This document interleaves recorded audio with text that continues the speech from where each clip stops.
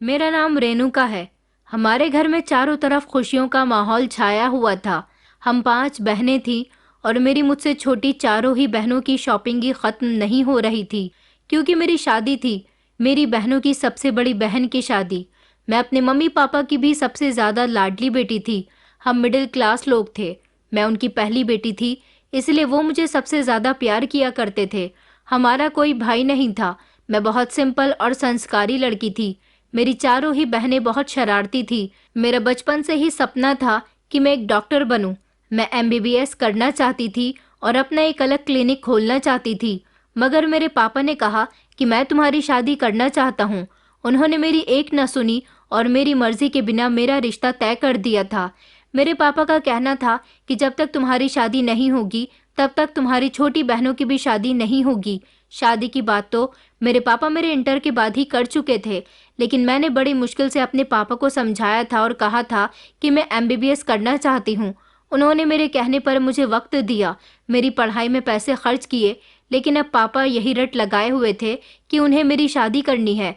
दरअसल मेरे पापा बीमार रहने लगे थे और सब लोग मेरे पापा से यही कहते थे कि आप बीमार रहते हो, बेहतर होगा कि आप अपने जीते जी ही अपनी बेटियों की शादी कर दो। मेरे पापा की सरकारी नौकरी थी और अब उनकी काफ़ी उम्र हो चुकी थी। वो रिटायर्ड हो चुके थे, लेकिन रिटायर्ड होने के बाद उनको पहले से कम सैलरी मिलने लगी थी। इसलिए मैं अपने परिवार के लिए कुछ करना चाहती थी, मगर मेरे पापा ने मेरी एक न सुनी। जब माता पिता का साया बच्चों के सर से उठ जाता है, तो बच्चों के लिए अपनी ज़िंदगी को आगे बढ़ाना बड़ा मुश्किल होता है। मेरे पापा को हमेशा हम पांचों बेटियों की फिक्र रहती थी। वो यही सोचते थे कि अगर मैं इस दुनिया में ना रहा, तो मेरी बेटियों का क्या होगा। लगभग हम सभी बहनें जवान थी। मेरी सबसे छोटी वाली बहन 15 साल की थी। मेरी बाकी बहनें पढ़ाई कर रही थी। मेरी पढ़ाई पूरी हुए अभी 1 साल ही हुआ था। मेरे पापा की एक बेस्ट फ्रेंड थे, शुक्ला अंकल। वो हमारे घर बहुत आते थे। शुक्ला अंकल काफ़ी अमीर थे। उनका एक बेटा भी था, आदि। मेरे पापा को शुक्ला अंकल का बेटा बहुत पसंद था। वो चाहते थे कि उनकी कोई भी बेटी शुक्ला अंकल के घर की बहू बन जाए, लेकिन पापा की कभी इतनी हिम्मत नहीं हुई कि वो अपनी बेटियों के रिश्ते के बारे में उनसे बात कर सके। उनको ऐसा लगता था कि उनके दोस्त रजत शुक्ला कभी भी हम जैसे मिडिल क्लास लोगों के यहाँ की बेटी को अपने घर की बहू कभी भी नहीं बनाएंगे। इसलिए कभी पापा ने शुक्ला अंकल से उनके बेटे के बारे में कोई बात नहीं की। लेकिन शुक्ला अंकल जब भी हमारे घर आते थे, हम पांचों बहनों के लिए कोई ना कोई गिफ्ट लेकर आते थे और हमसे बड़ी मोहब्बत से पेश आते थे। एक दो बार उनका बेटा भी हमारे यहाँ आया था। उनका बेटा मेरी ही उम्र का था और शुक्ला अंकल का बिजनेस संभाल रहा था। काफी दिनों से मुझे मेरे पापा बहुत परेशान लग रहे थे। बस उनका हर बात में यही कहना होता था कि मैं अपनी बेटियों की शादी जल्द से जल्द करना चाहता हूँ। मम्मी भी उनकी इस जल्दबाजी से बहुत परेशान थी। पापा मेरे लिए रिश्ता तलाश करने में जुट गए थे। मम्मी ने कहा भी था कि अगर आसपास में कोई हमारी बेटी के लिए अच्छा और लायक रिश्ता हो, तो पहले हमें आसपास में ही देख लेना चाहिए। पापा कहने लगे कि जहाँ से भी मेरी बेटी का रिश्ता आएगा और वो लोग हमारी बराबरी के लोग होंगे, तभी मैं अपनी बेटी की शादी करूँगा। ना तो मैं अपने से ऊंचे लोगों में अपनी बेटी की शादी करना चाहता हूँ और ना ही अपने से नीचे लोगों में। रेणुका की शादी के बाद मैं दीप्ति और संध्या का भी रिश्ता तय कर दूंगा और उसके बाद बची 2 बेटियों की भी शादी कर दूंगा। हम सभी बहनें हैरान थीं कि आखिर पापा को न जाने क्या हो गया है। वो क्यों हमारी शादी में इतनी जल्दबाजी कर रहे हैं। पापा काफी दिनों से मेरी शादी के लिए कह रहे थे। मेरी बहनें बस यही कहती थी कि दीदी की शादी आने वाली है, दीदी की शादी में हम ये करेंगे वो करेंगे। मेरे पापा घर का खर्चा बड़े ही हिसाब से चलाया करते थे। हम में से किसी को भी वो फिजूल खर्ची करने नहीं देते थे। मैं चाहती थी कि मैं डॉक्टर बन जाऊं तो अपने पापा का सहारा बनूं, उनको उनका बेटा बनकर दिखाऊं, लेकिन पापा ऐसा नहीं चाहते थे। पापा को तो अपनी बीमारी की वजह से हमारी शादियों की फिक्र हो गई थी। एक तरह से उनका हमारे लिए फिक्र करना भी बहुत सही था, लेकिन कभी कभी जल्दबाजी में फैसले गलत हो जाते हैं। ये बात मेरे पापा भूल रहे थे। एक दिन हमारे घर शुक्ला अंकल आए, जो बड़े खुशी खुशी मेरे सर पर हाथ रखने लगे और कहने लगे कि बेटा, तुम मुझे बहुत अच्छी लगती हो। काश तुम मेरी बेटी होती। मेरा तो बस एक ही बेटा है और वो भी ज्यादातर अपने काम में बिजी रहता है। इतने में ही मेरे पापा वहां पर आ गए और शुक्ला अंकल से कहने लगे कि रजत, मैं रेणुका के लिए रिश्ता देख रहा हूँ। इसके लिए हमारी बराबरी का ही कोई रिश्ता मिल जाए तो ज्यादा बेहतर रहेगा। इस बात पर न जाने क्यों शुक्ला अंकल बहुत खुश हो गए थे। उन्होंने कहा कि मेरी नज़र में तुम्हारी बेटी के लिए एक बहुत अच्छा और होनहार लड़के का रिश्ता है। मेरे पापा ने कहा, तो फिर जल्द से जल्द मुझे बताओ कि वो लड़का कौन है और मुझे लड़के के परिवार से जल्द ही मिलवा दो। शुक्ल अंकल कहने लगे कि आज तो मैं बिजी हूँ। आज 1 घंटे के बाद की फ़्लाइट से मुझे दुबई जाना है। वहाँ मैं अपने बिजनेस के सिलसिले में जा रहा हूँ। वहाँ से आने में मुझे 2 दिन लग जाएंगे। मैं इस बारे में तुमसे फुर्सत से बात करूँगा। जैसे ही मैं वहाँ से आ जाऊँगा मैं तुम्हें बता दूँगा कि मैं किस लड़के के बारे में बात कर रहा हूँ। अच्छा, अब मैं चलता हूँ, मुझे देर हो रही है। यहाँ से गुजर रहा था तो सोचा कि तुम लोगों से मिलने चलूँ। मैंने कहा, अंकल आप ऐसे नहीं जा सकते। मैंने जल्दी से अपनी छोटी बहन संध्या को आवाज़ लगाई और कहा कि जल्दी से चूल्हे पर चाय चढ़ाओ। मेरी मम्मी ने भी कहा कि अरे रजत भाई साहब, कहाँ जा रहे हो, नाश्ता पानी करके जाना। मगर शुक्ला अंकल कहने लगे कि नहीं भाभी, मुझे देर हो रही है, अब तो मैं 2-3 दिन बाद ही यहाँ आऊँगा। वो बहुत खुश लग रहे थे और उसके बाद वो हमारे घर से चले गए। मैं अपनी आंखों में हमेशा डॉक्टर बनने के सपने देखती थी। अब मुझे अपने सपनों को भूलकर अपने हाथों पर मेहंदी रचानी थी। मेरी सारी ही बहनें खुश हो रही थी कि दीदी बस जल्दी से आपके लिए कोई अच्छा सा रिश्ता आ जाए, फिर तो हमारे भी जीजू होंगे। मैं तो अपनी बहनों की इस छेड़खानी से बहुत तंग आ गई थी। अगले ही दिन हमारे घर एक रिश्ता आया। लड़की के पिता का नाम विकास शर्मा और लड़के का नाम श्लोक शर्मा और उसकी माँ का नाम दीप्ति शर्मा था। वो लोग हमारे पास के ही मोहल्ले में रहते थे। उनको किसी ने बताया था कि मेरे पापा अपनी बेटी के लिए रिश्ता देख रहे हैं। ये लोग मिडिल क्लास लोग थे। उनकी एक बेटी भी थी और उन्होंने मेरे घर आकर मेरे मम्मी पापा से कहा कि हम आपकी बेटी को देखने के लिए आए हैं। हमने सुना है कि आप अपनी बेटी की शादी करना चाहते हो। पापा कहने लगे कि जी बहन जी। जब लड़के के पिता ने अपना इंट्रोडक्शन दिया तो मेरे पापा पहचान गए थे कि वो हमारे पड़ोस के मोहल्ले से आए हैं, क्योंकि मेरे पापा की जान पहचान इस शहर में काफ़ी सारे लोगों से थी। मम्मी मेरे कमरे में आई और कहने लगी कि बेटा जल्दी से तैयार हो जाओ, आज तुम्हें लड़के वाले देखने के लिए आए हैं। मैं जल्दी से तैयार हो गई थी, हल्का फुल्का मेकअप कर लिया था और किचन में जाकर चाय बनाने लगी। चाय की ट्रे लेकर मैं गेस्ट रूम तक पहुंची थी। मैं जब लड़के के माता पिता के सामने जाकर बैठी तो लड़के की माँ ने तारीफों के पुल बांधने शुरू कर दिए थे। वो कहने लगी कि आपकी बेटी तो बहुत सुंदर है, हमें आपकी बेटी पहली नज़र में ही पसंद आ गई। अब एक बार आप लोग हमारे घर आकर हमारे बेटे से भी मिल लें तो हमें बहुत अच्छा लगेगा। मेरे मम्मी पापा ने कहा था कि जी जी क्यों नहीं, हम अगले हफ्ते आप लोगों के घर आएंगे। लड़के के पिता ने कहा, अरे आपको अगले हफ्ते आने की क्या ज़रूरत है, बल्कि आप तो कल ही हमारे घर आ जाइए, क्योंकि कल संडे है और हमारे बेटे के ऑफिस की छुट्टी होगी। दरअसल हमारे बेटे श्लोक की संडे में ही छुट्टी होती है, कल वो भी आपसे मिल लेगा। मम्मी पापा ने उनसे कहा था कि अच्छा ठीक है, कल हम आपके यहाँ आ जाएंगे। वो लोग अपना एड्रेस और कॉन्टैक्ट नंबर देकर चले गए थे। उनकी तरफ से तो मैं उनको पसंद आ गई थी। अब मेरे मम्मी पापा को देखना था कि उन्हें लड़का पसंद आता है या नहीं। मैं अपनी बहनों के साथ घर में अकेली थी। अगले दिन मेरे मम्मी पापा लड़के से मिलने और उसके घर बार को देखने के लिए चले गए थे। मेरी सबसे छोटी वाली बहन कीर्ति मम्मी पापा के साथ जाना चाहती थी, मगर मम्मी ने उसे साथ ले जाने से मना कर दिया। 3 घंटे बाद जब मम्मी पापा वहां से वापस आए तो वो बहुत खुश नजर आ रहे थे। मेरी सभी बहनें उनके इर्द गिर्द खड़ी हो गईं और पूछने लगी कि आपको लड़का कैसा लगा, आप लोग होने वाले जीजू की फ़ोटो लेकर आए हैं या नहीं। पापा ने कहा कि हाँ बेटा, फ़ोटो लेकर आए हैं। पापा ने इतनी ही देर में जेब से मोबाइल निकालकर मेरी बहनों के हाथ में दे दिया। वो आपस में लड़ने लगी कि पहले मैं देखूंगी, पहले मैं देखूंगी। इस तरह का शोर घर में गूंज उठा था। पापा ने कहा कि अच्छा एक एक करके फ़ोटो देख लो, शोर मत करो। मैं तो एक तरफ खड़ी हुई थी और इन सब लोगों को हंगामा करते हुए देख रही थी। मम्मी पापा आपस में बातें कर रहे थे। मम्मी कह रही थी कि लड़का तो बहुत ही सुंदर है और उनका घर भी कितना अच्छा है। पापा कहने लगे कि हाँ, हमारी बेटी के तो भाग जाग गए, जो इतना अच्छा रिश्ता खुद हमारे घर चलकर आया है। उनको तो हमारी बेटी पसंद है। फोटो देखकर मेरी सभी बहनें कहने लगी, पापा लड़का बहुत अच्छा है, आपने इस रिश्ते के लिए हाँ कर दी या नहीं। पापा कहने लगे कि हाँ बेटा, लड़की की जॉब भी बहुत अच्छी है और वो सिर्फ 2 भाई बहन है। घर हमारे घर से भी बड़ा है और लड़का देखने में भी बहुत अच्छा है। मुझे तो सारी बातें परफेक्ट लगी। हमारी रेणुका वहाँ बहुत खुश रहेगी। पापा ने मुझे अपने पास बैठने के लिए बुलाया। मम्मी ने मेरे हाथ सहलाए और कहने लगी कि बेटा तुम भी एक बार फोटो देख लो और हमें बता दो कि तुम्हें इस रिश्ते से कोई एतराज़ तो नहीं है। मैंने फ़ोटो तो नहीं देखा था, मगर मम्मी पापा से कह दिया था कि जैसा आप लोग मेरे लिए बेहतर समझें। मेरी इस बात पर मम्मी पापा खुश हुए थे। मेरी बहनों ने मुझे लड़के का फ़ोटो लाकर दिखा दिया था। लड़का मुझे भी पसंद आया था। इस तरह मेरा रिश्ता श्लोक के साथ पक्का हो गया था। 2-3 दिन के बाद शुक्ल अंकल अपनी पत्नी के साथ इस बार हमारे घर आए थे। ऐसा पहली बार हुआ था, क्योंकि उनकी पत्नी एक अमीर औरत थी जो हमारे यहाँ बिना किसी फंक्शन के नहीं आती थी। शुक्ल अंकल ही ज्यादातर हमारे घर अकेले आ जाया करते थे। इस बार उनकी पत्नी को इस तरह हम अपने घर आते हुए देखकर हैरान रह गए थे। सब लोग गेस्ट रूम में बैठे हुए थे।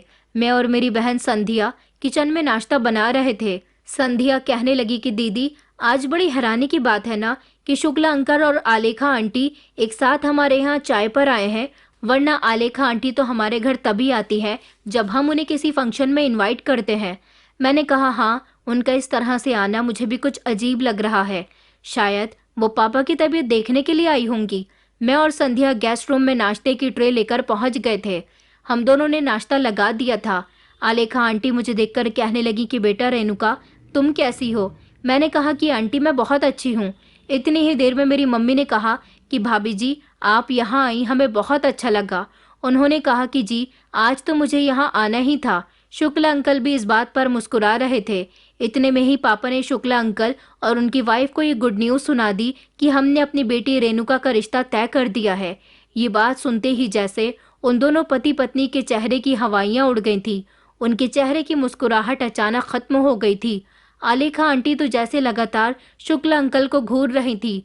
वो लोग घबराने लगे और घबराते हुए शब्दों में शुक्ला अंकल ने पापा से कहा कि नवीन, मैंने तो तुमसे कहा था कि मैं दुबई से जब वापस आऊंगा तो तुम्हें रेणुका के लिए रिश्ता बताऊंगा, मगर तुमने तो मेरी गैर मौजूदगी में ही बच्ची का रिश्ता तय कर दिया। पापा कहने लगे कि हाँ, ये सब कुछ इतनी जल्दबाजी में हो गया कि तुम्हें बताने का समय ही नहीं मिला। चलो कोई बात नहीं, जिस रिश्ते के बारे में तुम बताना चाहते थे वो रिश्ता तुम किसी और को बता देना। वैसे भी अगर मैं अपने घर के लिए अपनी किसी बेटी के लिए तुम्हारे बताए रिश्ते पर गौर कर भी लूं तो पहले मैं रेणुका की ही शादी करना चाहता हूँ। उसके 6 महीने के बाद ही मैं अपनी दूसरी बेटी के लिए रिश्ता देखूंगा। न जाने क्यों आलेखा आंटी और शुक्ला अंकल के चेहरे पर एक अजीब सी उदासी छा गई थी। थोड़ी देर वक्त गुजरने के बाद वो लोग हमारे घर से चले गए थे। फिर मेरे ससुराल वालों का फोन आया और उन्होंने कहा कि हम शादी 2 महीने के बाद ही करना चाहते हैं। पापा को इस बात से कोई प्रॉब्लम नहीं थी, क्योंकि पापा तो चाहते ही यही थे और इस तरह मेरी शादी का दिन आ गया था। घर में चहल पहल थी। मैं लाल रंग के जोड़े में बहुत सुंदर लग रही थी। मेरे हाथों की मेहंदी खूब खिलकर आई थी। मैंने अपने हाथों पर श्लोक का नाम लिखवाया था। अब मैं श्लोक के लिए सपने देखने लगी थी। रिश्ता लगने के बाद श्लोक और मेरी ज्यादा बातचीत तो नहीं हुई थी। हाँ, मगर 2 बार हम दोनों ने एक दूसरे से बात की थी, जब मेरी बहनों ने जबरदस्ती मेरी बात श्लोक से करवा दी थी। वो भी मुझसे बात करने में बहुत शर्मा रहे थे। मेरे पापा ने मेरी शादी में अपने बजट के मुताबिक खर्च किया था और दहेज का भी इंतजाम कर दिया था। वैसे तो मेरे ससुराल वालों की कोई डिमांड नहीं थी, लेकिन फिर भी मेरे पापा ने अपने हिसाब से मेरे लिए जो कुछ हो सकता था वो सब किया था। जो कोई भी मेरे कमरे में आता मेरी सुंदरता की तारीफ कर रहा था। मैं बहुत खुश थी और साथ ही साथ दिल में एक अजीब तरह का दुख भी था, अपनी बहनों और अपने माता पिता से बिछड़ने का। मगर फिर मैंने सोचा कि श्लोक बहुत अच्छे हैं, उनके साथ मेरी जिंदगी अच्छी गुजरेगी। मेरे माता पिता को भी कुछ ऐसी ही उम्मीद थी। मेरे दिल में एक अजीब सी बेचैनी थी, डर भी लग रहा था, क्योंकि मेरी बारात आने वाली थी और खुशी भी हो रही थी कि मैं अपने जिस दूल्हे के लिए तैयार हुई हूँ वो बारात लेकर मेरे द्वार पर आने ही वाला होगा। थोड़ी ही देर गुजरी कि चारों तरफ शोर मचने लगा कि बारात आ गई, बारात आ गई। बड़ी ही धूमधाम के साथ श्लोक अपने घर वालों के साथ और बारातियों के साथ बारात लेकर आए थे। मैं भी खिड़की से देख रही थी। वो दूल्हा बने हुए बहुत अच्छे लग रहे थे। उन्होंने सफ़ेद रंग की शेरवानी पहनी हुई थी जिसमें वो बहुत अच्छे लग रहे थे। मेरी सारी ही सहेलियों और मेरी बहनें बारात का स्वागत करने के लिए कमरे से निकलकर चली गई थी और मैं कमरे में अकेली रह गई थी। मैं सोच रही थी कि कब मुझे बुलाया जाए और मैं अपने पति के साथ मंडप में बैठूं, लेकिन काफ़ी देर हो गई थी, अभी तक मुझे मंडप के लिए कोई बुला ही नहीं रहा था। कुछ देर गुजरी तो मेरी बहन कमरे के अंदर आई और मेरे बराबर में आकर बैठ गई। मैंने कहा क्या हुआ? उसका चेहरा उदास था। मैं उससे बार बार पूछ रही थी कि क्या हुआ है, लेकिन वो मुझे कुछ भी नहीं बता रही थी। फिर मेरी बहन ने कहा कि दीदी, आपके ससुराल वाले दहेज के साथ साथ 10 लाख रुपए कैश और 4 व्हीलर की डिमांड कर रहे हैं। ये बात सुनकर तो मैं चौंक गई थी। मैंने कहा, ये तुम क्या कह रही हो? उसने कहा कि हाँ दीदी, बारात लाने के बाद जीजू के पापा और हमारे पापा के बीच यही बातचीत चल रही है। वो कह रहे हैं कि अभी शादी की रस्मों को आगे नहीं बढ़ाया जाएगा जब तक उनकी डिमांड्स पूरी नहीं की जाती। मैंने कहा, मैं बाहर जाती हूँ और पापा से बात करती हूँ। मेरी बहन मुझे रोकने की कोशिश करने लगी, मगर मैं फिर भी नहीं रुकी। मैंने उसी समय अपना लहंगा उठाया और मैं पापा से बात करने के लिए जैसे ही कमरे से बाहर निकली तो मुझे पापा की आवाज़ आई, देखिए समधी जी, मैं आपसे रिक्वेस्ट करता हूँ, थोड़ा समझने की कोशिश कीजिए। इतनी जल्दी हम गाड़ी का इंतज़ाम और 10 लाख रुपए का इंतज़ाम कहाँ से करेंगे? आपने ये बात हमें रिश्ता पक्का करते समय तो नहीं बताई थी कि आप इस तरह की भी डिमांड हमारे आगे रख सकते हैं। लेकिन अब अचानक आप ऐसी बातें क्यों कर रहे हो? मैंने पहले ही आप लोगों के लिए शादी के प्रोग्राम में किसी तरह की कोई कमी नहीं छोड़ी और दहेज भी अच्छी क्वालिटी का लिया है। तभी श्लोक के पापा गुस्सा होते हुए कहने लगे, अरे हमें तो आपसे ऐसी उम्मीद नहीं थी। आप तो सरकारी नौकरी किया करते थे, तो आपने अपनी बेटियों के लिए इतना जोड़कर नहीं रखा कि उन्हें अपनी नौकरी के हिसाब से दान दहेज दे सकें। हमें क्या पता था कि आप ये हमें मामूली सा सामान देना चाहते हो। हमें तो लगा था कि सारी जिंदगी आपने सरकारी नौकरी की है तो अपनी बेटियों को भी दहेज में कैश और 4 व्हीलर तो ज़रूर देंगे। अरे हम तो गाड़ी भी ज़्यादा महंगी वाली नहीं मांग रहे। मेरे पापा ने उनसे कहा कि देखिए, इस समय हमारी इज्जत दांव पर लगी हुई है, प्लीज़ आप ऐसी बातें मत करिए। बच्चे एक दूसरे से शादी करना चाहते हैं। श्लोक के पिताजी ने कहा, हाँ तो शादी हो जाएगी, लेकिन शादी तभी होगी जब आप हमारी डिमांड पूरी करेंगे। इधर मैं इन लोगों की बातें सुन रही थी और सोच रही थी कि आखिर क्या किया जाए। मैं अपने कमरे में आकर निराश होकर बैठ गई थी। फिर खुद से ही बातें करने लगी। मुझे कुछ समझ नहीं आ रहा था कि मैं क्या करूं, पर चुप बैठने से भी तो कोई रास्ता नहीं निकलने वाला था। इतने में ही मैंने अपनी बहन से कहा कि तुम जल्दी से जाकर कुछ भी करो और श्लोक को यहाँ कमरे में लेकर आओ, मुझे श्लोक से बात करनी है। मेरी बहनों ने कहा कि अच्छा दीदी, हम कुछ ना कुछ करते हैं और जीजू को यहाँ तक लेकर आते हैं, क्योंकि एक श्लोक ही थे जो इस समय इस सिचुएशन को हैंडल कर सकते थे, क्योंकि वो पढ़े लिखे थे। शायद वो अपनी फैमिली की इन दहेज के डिमांड्स के खिलाफ हों। मेरी बहनें बड़ी मुश्किल से श्लोक को मेरे कमरे में ले आई थी। श्लोक कहने लगे कि आखिर ऐसी कौन सी में इमरजेंसी आ गई है जो तुमसे थोड़ी देर का वेट नहीं हो रहा? तुम्हें आइडिया भी है कि मैं कितनी मुश्किल से यहाँ तक आया हूँ? बताओ भी क्या हुआ, क्या बात करनी है तुम्हें? मुझे तुम्हारी बहनें यहाँ ज़बरदस्ती लेकर आ गई हैं।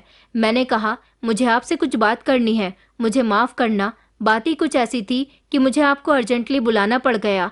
श्लोक, आपके पापा मेरे पापा से कैश की और 4 व्हीलर की डिमांड कर रहे हैं, जबकि मेरे पापा दहेज का सारा सामान इकट्ठा कर चुके हैं। पहले तो तुम्हारी फैमिली ने ऐसी कोई डिमांड नहीं रखी और अब ये किस तरह का तमाशा हो रहा है? श्लोक कहने लगे, अरे इसमें परेशान होने वाली भी क्या बात है? आज के समय में ये सब कुछ नॉर्मल है। तुम्हें इस बात के लिए इतना परेशान होने की ज़रूरत नहीं है। ये सब बड़ों की बातें हैं, वो लोग आपस में ही सुलझा लेंगे, तुम परेशान मत हो। मैंने कहा, तो तुम्हें दहेज लेने से कोई एतराज़ नहीं है? वो कहने लगा कि नहीं, मुझे इस सब से क्यों एतराज़ होने लगा। आजकल तुम्हें पता नहीं कि दान दहेज बहुत चल रहा है। न देने वाले को एतराज़ है और ना ही लेने वाले को। मैंने कहा, अगर देने वाले के पास देने के लिए बेटी के अलावा कुछ ना हो तो? मेरी आंखों में एक अजीब सा गुस्सा था। श्लोक कहने लगा, अरे बाबा, तुम नाराज़ क्यों हो रही हो? रेणुका, मेरे पापा ने तो सिर्फ 4 व्हीलर और कैश की डिमांड की है, लेकिन तुम्हें पता है कि गवर्नमेंट जॉब करने वाले पिता अपनी बेटियों को कैश भी ढेर सारा देते हैं और गाड़ी भी महंगी वाली देते हैं और बहुत सारा जेवर भी देते हैं। श्लोक की बात सुनकर मैं हैरान रह गई थी। मेरी श्लोक से पहली मुलाकात थी और वो मुझसे इस तरह की बातें कर रहा था।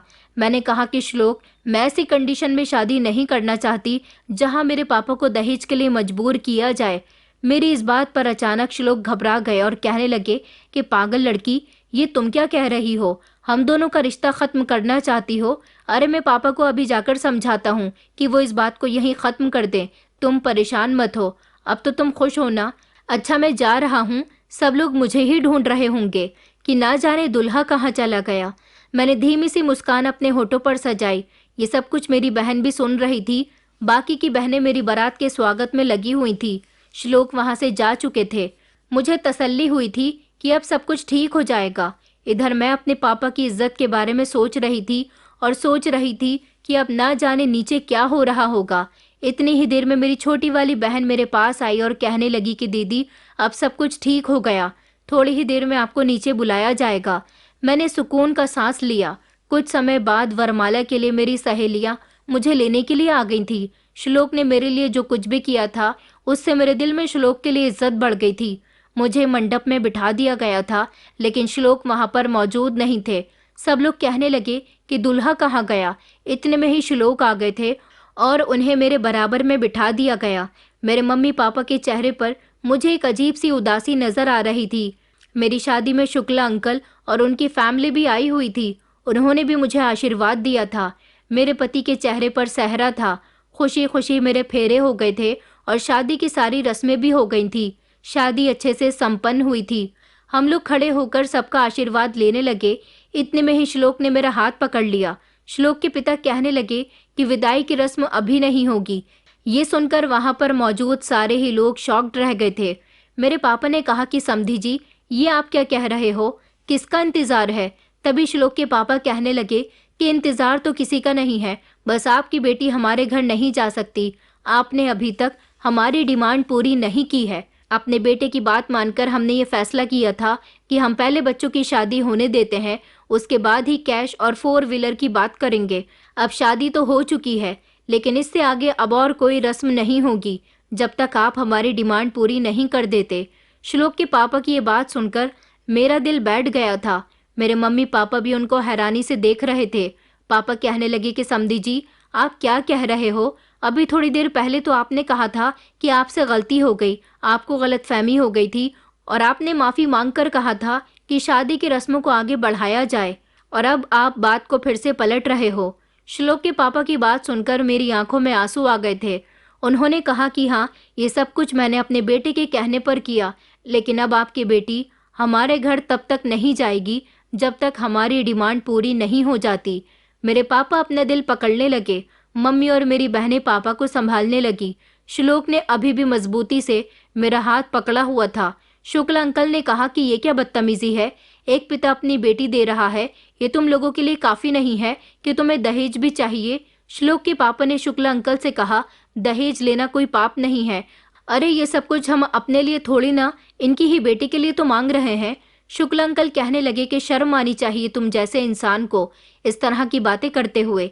श्लोक के पापा को गुस्सा आ गया और उन्होंने कहा, क्या यहाँ हमारी इस तरह से बेइज्जती होगी। उन्होंने घूर कर श्लोक की तरफ देखा और श्लोक से कहा कि चलो बेटा, अब रेणुका तभी यहाँ से जाएगी जब ये अपने साथ हमारे घर हमारी मुंह मांगी रकम और 4 व्हीलर लेकर आएगी। उन्होंने फिर से अपने बेटे से कहा कि चलो बेटा श्लोक, तुम्हें मेरी आवाज़ नहीं आती। मैंने जैसे ही श्लोक की तरफ देखा, श्लोक जैसे अपनी जगह पर जमकर खड़ा हुआ था। श्लोक के पिता ने चिल्लाकर कहा कि तुम्हें आवाज़ नहीं आ रही, छोड़ो इस लड़की का हाथ और यहाँ आओ। मगर श्लोक ने अपने पिता की एक न सुनी तो उसके पिता गुस्से से चलते हुए हमारे करीब आए और कहने लगे कि अभी से ही पत्नी का गुलाम बन गया। जब तक हमें पूरा दहेज नहीं मिल जाता तब तक हम इसे अपने साथ लेकर नहीं जाएंगे। मगर श्लोक तो किसी तरह की कोई हरकत नहीं कर रहा था। ये सब देखकर उसके पिता को उस पर बहुत गुस्सा आया और उन्होंने झट से श्लोक का सेहरा जमीन पर फेंक दिया। इतने में वो अपने बेटे से कुछ कहने ही वाले थे। जैसे ही हमारी नज़र दूल्हे के चेहरे पर पड़ी तो हम सब लोग हैरान रह गए थे। दूल्हे के कपड़ों में खड़ा वो इंसान जिसके साथ मेरी शादी हो चुकी थी और जिसने मेरा हाथ मजबूती से पकड़ा हुआ था, वो श्लोक नहीं बल्कि आदि था। आदि, शुक्ला अंकल का बेटा। ये देखकर मैं हक्का बक्का सी रह गई थी, बल्कि वहां पर सारे ही लोग हैरान थे। अगर ये आदि है तो फिर श्लोक कहाँ है। ये सवाल श्लोक की माँ ने किया था कि मेरा बेटा कहाँ गया, ये किसके साथ इसकी शादी हो गई। मुझे यकीन नहीं हो रहा था कि ये सब सच है। आखिर मेरे साथ ये क्या हो रहा था। इतनी ही देर में शुक्ला अंकल बोल पड़े। उन्होंने कहा कि तुम अपने बेटे को यहाँ से वापस ले जाना चाहते हो ना, तो पहले अपने बेटे को देख लो और उसके बाद आराम से यहाँ से वापस जा सकते हो। शुक्ला अंकल वहाँ से ना जाने कहाँ चले गए थे, लेकिन उसके बाद जब वो सबके सामने आए तो अपने साथ श्लोक को लेकर आए थे। श्लोक की हालत बहुत ही खराब थी। उसके शरीर पर कपड़े भी नहीं थे, उसने सिर्फ अंडरवियर और बनियान ही पहना हुआ था। श्लोक के पिताजी चिल्लाकर कहने लगे कि आखिर ये सब क्या हो रहा है और तुम अंदर क्या कर रहे थे, और वो भी इस हालत में। तभी श्लोक ने कहा कि पापा, हमें बेवकूफ़ बनाया गया है। मैं तो बस वॉशरूम तक गया था, न जाने मैं कैसे बेहोश हो गया, और उसके बाद जब मुझे होश आया तो मैंने खुद को ऐसी हालत में कमरे में बंद पाया। श्लोक के पिताजी कहने लगे, ये क्या बदतमीजी है, ये सब क्यों और कैसे हुआ था? ये बात तो मेरे पिताजी भी नहीं जानते थे। शुक्ल अंकल कहने लगे कि मैं बताता हूँ ये सब कैसे हुआ। उन्होंने मेरी बहन दीप्ति से कहा कि बेटा आगे आओ और बताओ कि तुमने क्या सुना था। मेरी बहन दीप्ति कहने लगी कि जब बारात आई तो मैं बारात के सारे ही लोगों को पानी सर्व कर रही थी। जीजू को नहीं पता था कि मैं उनके पीछे ही खड़ी हुई हूँ। वो अपने दोस्तों के साथ आपस में बातें कर रहे थे, कह रहे थे कि बस एक बार मेरी रेणुका के साथ शादी हो जाए, उसके बाद वो मेरी बैंक बैलेंस बन जाएगी। शादी के बाद मैं उससे जैसा कहूँगा वो वैसा ही करेगी। इतने में ही जीजू के एक दोस्त ने कहा कि यार ये लोग तो तुम्हें बड़ा सिंपल सा दहेज दे रहे हैं। जीजू ने कहा कि सिंपल दहेज नहीं, मैं यहाँ से बहुत सारा कैश और 4 व्हीलर गाड़ी लेकर निकलूंगा। उनके दोस्त ने कहा कि वो कैसे? तो वो कहने लगे, तुम्हें नहीं पता, एक पिता जब अपनी बेटी विदा करता है तो उसके लिए क्या कुछ नहीं करता। रेणुका के पिता को भी रेणुका को विदा करना होगा तो हमारी हर डिमांड को मानना होगा। मैं और मेरे पापा इन लोगों को इतना मजबूर कर देंगे कि इन्हें हमारी हर बात माननी पड़ेगी, और फिर सारी जिंदगी रेणुका मेरे इशारों पर नाचेगी। जैसा मैं कहूँगा वो वैसा करेगी और अपने पिता से मुझे हमेशा पैसे लाकर दिया करेगी। ये सारी बातें मैंने अपने कानों से सुन ली थी। मैं बहुत परेशान थी। तभी शुक्ल अंकल मेरे पास आए और कहने लगे कि बेटा तुम यहाँ पर क्या कर रही हो और क्यों इतनी परेशान हो? मेरी कुछ समझ नहीं आया। इधर मैं पापा को ये बात बताना चाहती थी तो पता चला कि पापा को तो पहले ही जीजू के पापा ने परेशान कर दिया। उन्होंने अपनी डिमांड सुन के आगे रख दी है, लेकिन मैं जीजू की हकीकत सब लोगों के सामने कैसे लेकर आऊं? ये पूरी बात मैंने शुक्ल अंकल को बता दी थी। पापा को बेइज्जती का डर था कि अगर उनकी बेटी की शादी ना हुई तो आज सारे लोगों के सामने हमारे पूरे परिवार की बहुत बेइज्जती होगी, और अगर शादी हो गई तो मेरी दीदी की जिंदगी बर्बाद हो जाएगी। शुक्ल अंकल ने कहा कि तुम परेशान नहीं हो बेटा, तुम्हारी बहन की शादी भी होगी और तुम्हारी बहन इन दरिंदों के घर जाने से भी बच जाएगी, और इन लोगों की हकीकत भी सबके सामने आ जाएगी कि ये कितने लालची लोग हैं। इसलिए शुक्ल अंकल ने अपने बेटे को शादी के लिए कन्विंस किया और मैंने और अंकल ने मिलकर जीजू को बेहोश कर दिया। उसके बाद हमने उनको कमरे के अंदर बंद करके उनके कपड़े उतार लिए और वही कपड़े आदि भैया को पहना दिए, और इस तरह आदि भैया दुल्हा बनकर मंडप में बैठ गए और उनकी शादी मेरी दीदी के साथ हो गई और आप लोगों की हकीकत सबके सामने आ गई। ये सब जैसे ही मैंने सुना मैं एक गहरे सदमे से बाहर निकली थी। मुझे श्लोक पर बेहद गुस्सा आया। इधर आदि ने कहा कि रेणुका अब तुम्हें परेशान होने की जरूरत नहीं है, अब मैं तुम्हारे साथ हूँ और तुम्हारा पति हूँ। शुक्ल अंकल ने मेरे पापा की तरफ देखा और उनसे कहने लगे कि तुमसे तो मैंने कहा था कि मैं तुम्हारे घर तुम्हारी बेटी के लिए रिश्ता लेकर आना चाहता हूँ। मैं अपने ही बेटे का रिश्ता तुम्हारे घर लाना चाहता था, मगर तुमने मेरे आने से पहले ही इन लालची लोगों में रेणुका का रिश्ता तय कर दिया। मैं चाहता था कि तुम्हारी कोई भी एक बेटी मेरे घर की बहू बन जाए, लेकिन सबसे ज्यादा ख्वाहिश मैंने रेणुका की ही की थी, मगर कभी मुझे तुमसे बात करने का सही समय नहीं मिला। मेरे मम्मी पापा रोते हुए और हाथ जोड़ते हुए शुक्ल अंकल के करीब आए और उनसे कहने लगे कि तुम्हारा बहुत बहुत शुक्रिया, आज तुमने मेरी बेटी की और मेरी इज्जत बचा ली। आलेखा आंटी कहने लगी, अरे भाई साहब, मैं उस दिन रेणुका का हाथ मांगने के लिए ही आपके घर आई थी। हमारा बेटा तो हमेशा हमारा कहना मानता है और हमें भी शुरू से ही आपकी बेटियां बहुत पसंद है। अभी ये सारी बातें हो ही रही थी, इतनी ही देर में श्लोक के पिताजी जोर से चिल्लाए और कहने लगे कि ये क्या हो रहा है? तुम लोगों ने हमें बेवकूफ़ बनाया। इसका मतलब तुम्हारी बेटी का इस लड़के के साथ पहले से ही अफेयर चल रहा था, फिर भी हमारा तमाशा करने के लिए यहाँ तुमने हमें बुलाया। यही बात श्लोक ने भी दोहराई थी। इतने में ही आदि बोल पड़ा और कहने लगा कि खबरदार, अगर किसी ने मेरी पत्नी के बारे में कोई भी बात कही तो मैं उसकी जान ले लूंगा, और तुम लोग अब यहाँ से जा सकते हो। अगर तुमने यहाँ रुकने में ज्यादा समय लगाया तो मैं पुलिस को फोन कर दूंगा। श्लोक और उसके परिवार वाले डर चुके थे, इसलिए वो जल्द से जल्द वहां से रफा दफा हो गए और इस तरह मेरी शादी आदि के साथ हो गई। मेरी बहन ने हिम्मत दिखाई थी, जिसकी वजह से आज श्लोक और उसके परिवार की सच्चाई सबके सामने आ गई। शायद मेरी उसके साथ शादी हो जाती तो वो लोग सारी जिंदगी मुझे दहेज के लिए प्रताड़ित करते रहते। इस शादी से मेरे घर वाले बहुत खुश थे। मैं विदा होकर अपनी ससुराल आ गई थी। आदि और उनके परिवार वाले मेरे साथ बहुत अच्छे थे। इस घर में मुझे बहुत खुश रखा जाता था। शुक्ल अंकल की वजह से मेरे पिता की इज्जत भी बच गई थी और हम लोग एक बड़े नुकसान से भी बच गए थे। ससुराल में मुझे इतना प्यार मिला कि मुझे अपने मायके की ज़्यादा याद नहीं आती थी। जब शादी के बाद मेरे पति को ये बात पता चली कि मुझे डॉक्टर बनने का शौक है, तो उन्होंने मेरी मदद की और मेरा डॉक्टर बनने का सपना भी पूरा कर दिया। उन्होंने मुझे एक क्लिनिक खुलवा कर दे दिया। मेरे पास एमबीबीएस की डिग्री तो पहले से ही थी और इस तरह मेरा सपना साकार हो चुका था। मेरे पति ने हर कदम पर मेरा साथ दिया था। वो मेरी ख्वाहिश पूरी करने के लिए हमेशा तैयार रहते थे। धीरे धीरे वक्त गुजरता गया और मेरी शादी को 2 साल हो गए थे।